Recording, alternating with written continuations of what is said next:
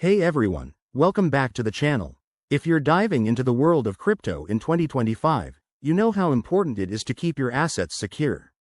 Today, we're tackling a super practical guide: how to transfer USDC from Kraken to your Ledger Nano X.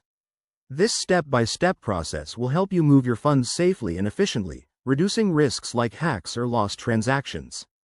Why bother? Well, Kraken is great for trading, but storing your USDC on a hardware wallet like the Ledger Nano X adds an extra layer of security. It's like moving your money from a busy street to a locked vault.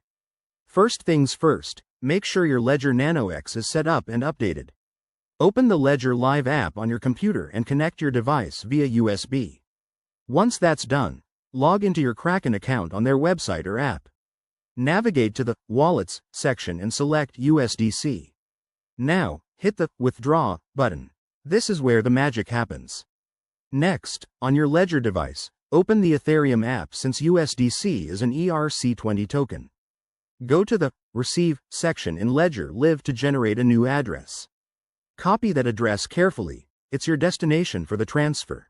Back on Kraken, paste this address into the withdrawal form, enter the amount of USDC you want to send, and double-check everything to avoid fees or errors.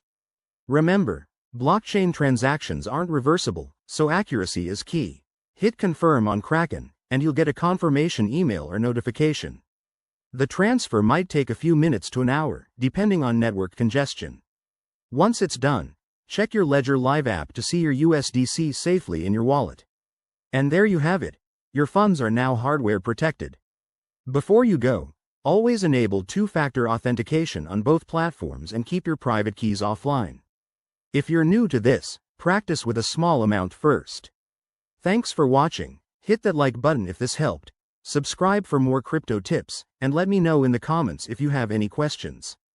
Stay safe out there.